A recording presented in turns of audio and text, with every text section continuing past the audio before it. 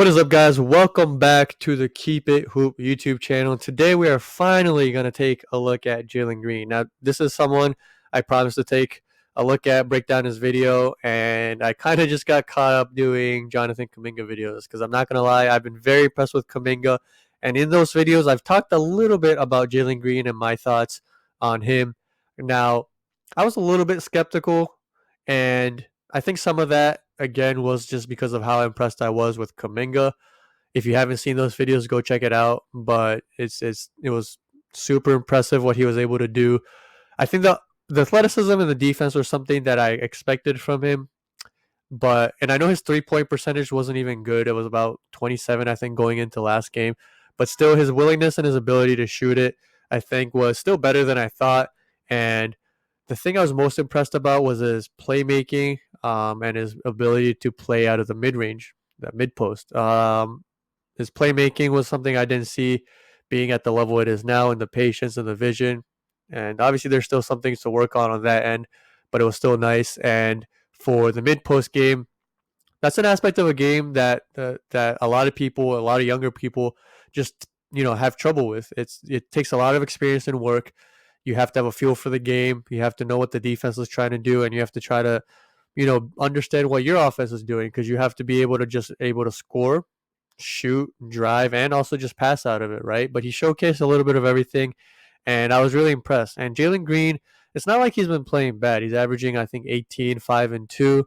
And I think the main thing with him was, and especially from the first game, was he seemed a little bit rushed. And I know he's a score first kind of guy, and that's fine, right? But there were times when he would give up the ball and he wouldn't get it back early in the game. And I think he ended up later in the game just trying to rush things, force things, and just tried to do too much. Now, I've been in scenarios kind of like this. Now, I didn't play in the G League, but I tried out overseas professionally in Japan for leagues and teams. And you're now in a very weird situation where obviously you want to win and you want to make the right play, but you also have to do that while making yourself look as good as possible.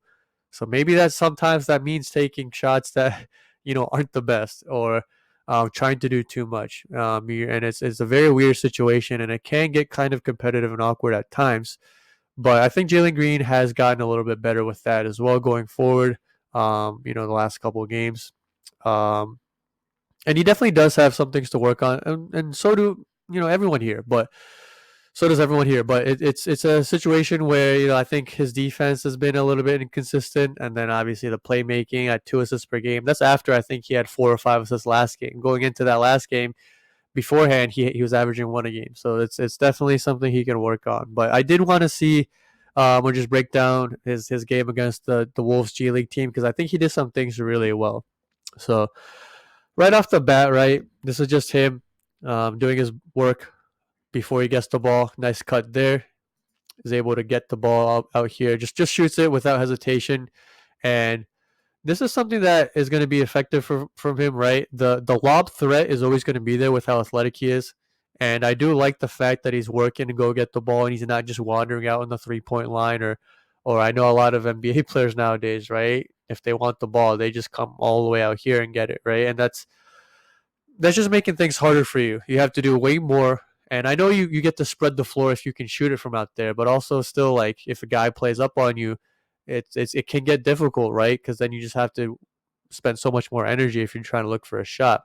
That being said, nice V cut, able to get the ball, and then again being able to shoot without hesitation. We know that's a shot that he's comfortable taking, that he's willing to take, and that he can make. So nice shot there to begin the game for him. So Green actually ends up missing on this shot, but I want people to get in the habit of not just looking at the result, but also looking at what goes into the play, right? So even if it is a missed shot or a turnover or something bad that happens, there's still a lot of things you can learn and take away from a play. So I want you guys to really get in that habit of just really looking at the details here.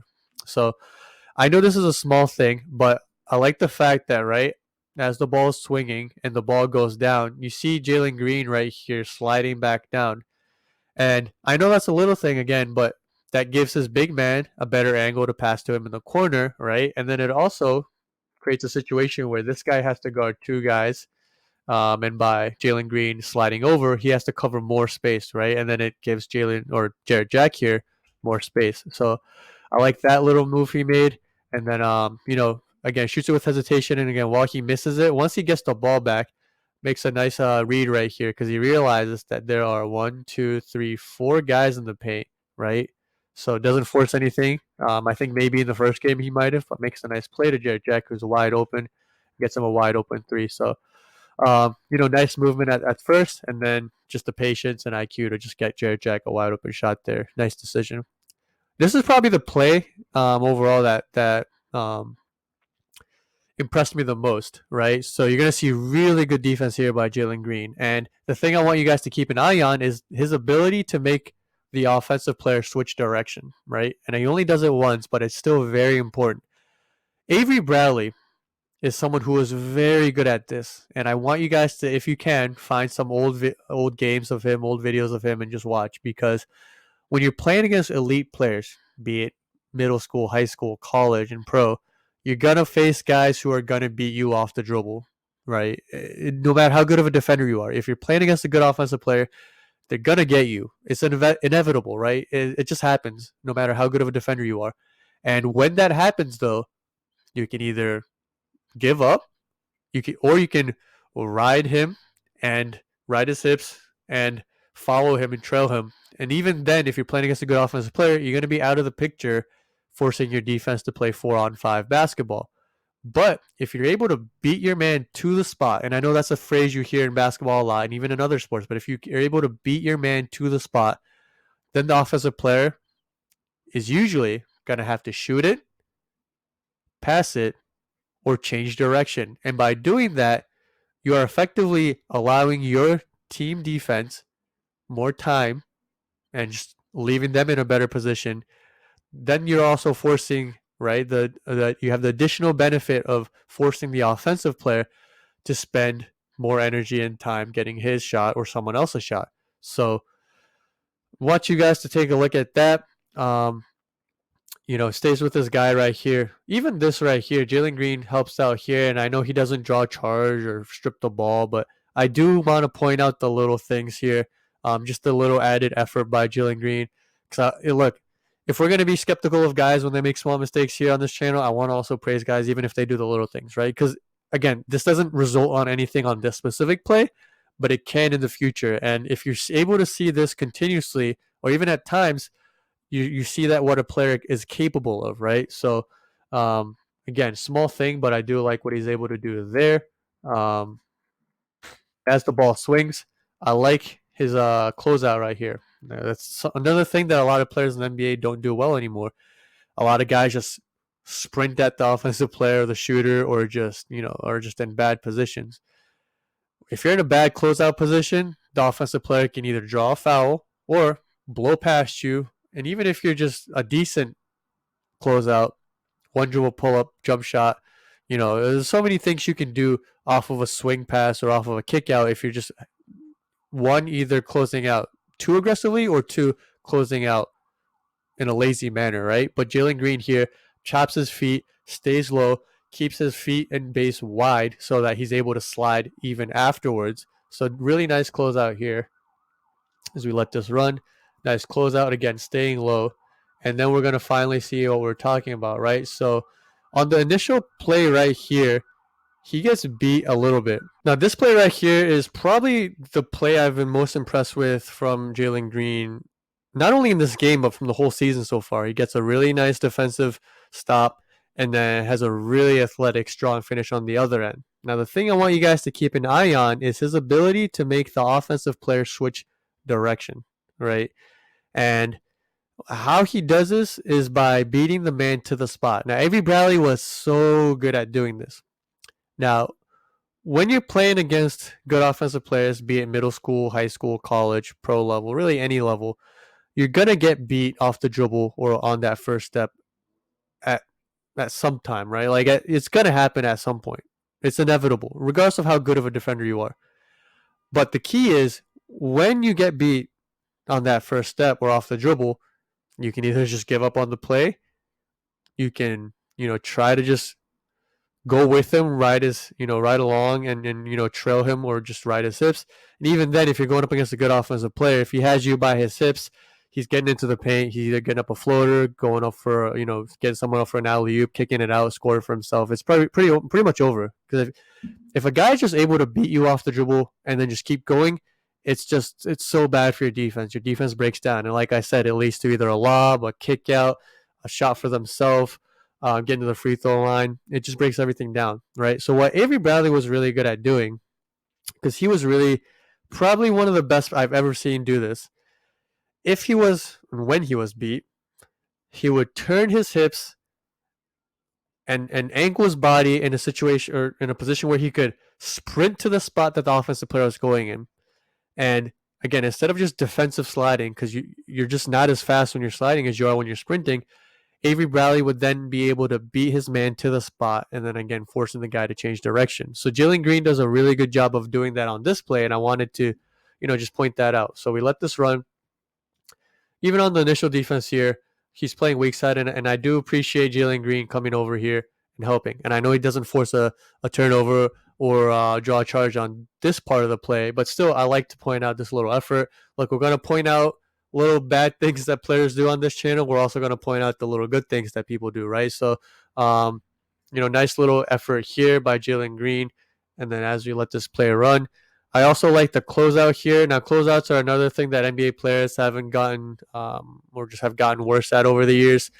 A lot of times players are either just lazy closing out or they just sprint at the defender or offensive player with their hands up and, with one of those lazy closeouts. And what that leads to is either players can draw fouls or they just dribble right past them for a floater, one dribble pull-up, whatever, right? But really good closeout here by Jalen Green. He's able to stay low.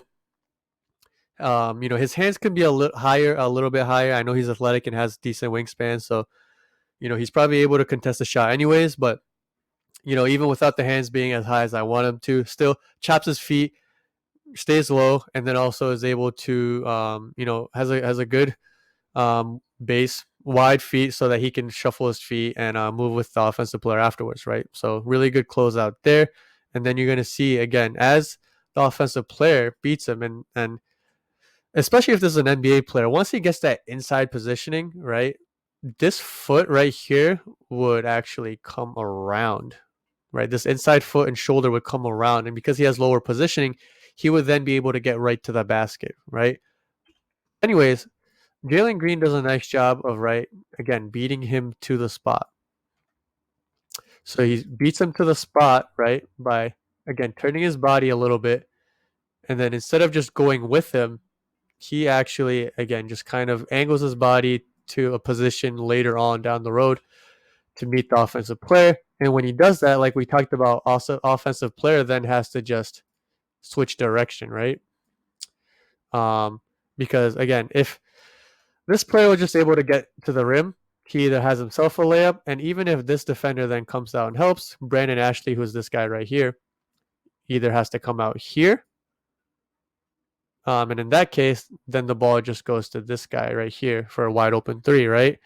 So again, it just breaks everything down with Jalen Green, able to do a nice job of staying with this guy, making him switch direction, and then just forces a turnover. And then on this end of the ball, right? I mean, we knew the athleticism that Jalen Green had was good, but this was just an insane finish. This is a guy that would have been in college going up, not just athletic, but really strong finish, almost a triple clutch. And you're going to see another replay of this, and when you do, you're just going to see how difficult this finish is, man. It's really impressive finish from him.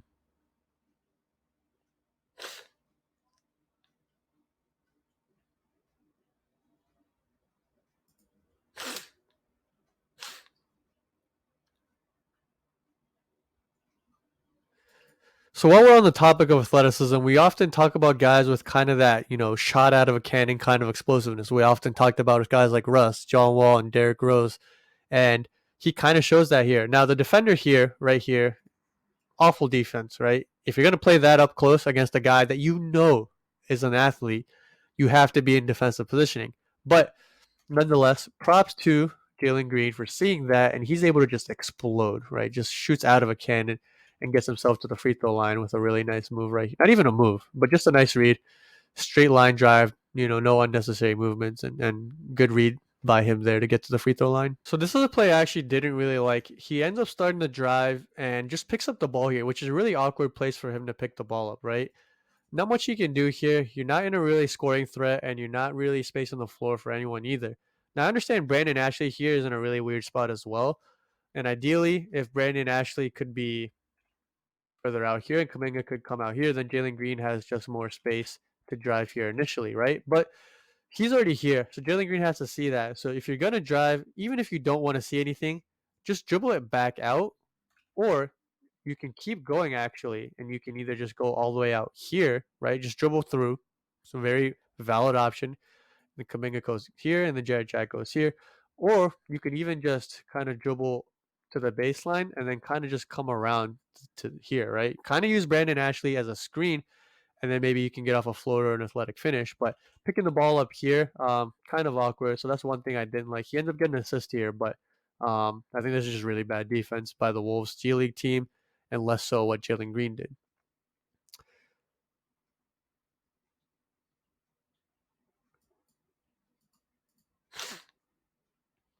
Again, passing is something that we wanted to see more of from Jalen Green, and he did show some playmaking abilities here. Good pass here on the run during transition. Um, he's a guy that's probably going to be able to get a lot of rebounds from just being athletic.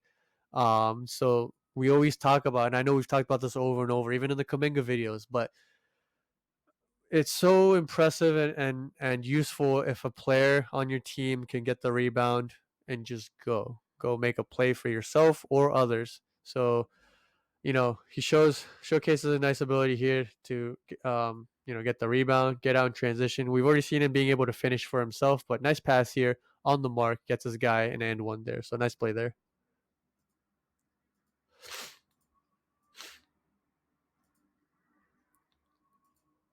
This is a nice play as well. Uses a screen pick and roll. He sees the defender go under and just rises for a three.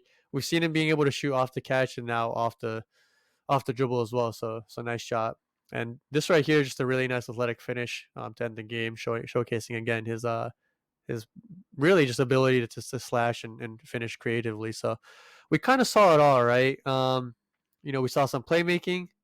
We saw the athletic ability that we kind of have already seen and kind of already expected. We saw some shooting, but that defensive play I was really impressed with. And the athleticism is going to translate into the NBA day one, no doubt about it, right? But the shooting, I think I'm pretty comfortable with. I think it should be fine. So it really just comes down to his playmaking and backtracking actually on the shot. It's the only thing is shot IQ and just shot decision, which I think will be a factor as well. But the big things really will be the playmaking and the defense, because he has all the tools to be an elite defender.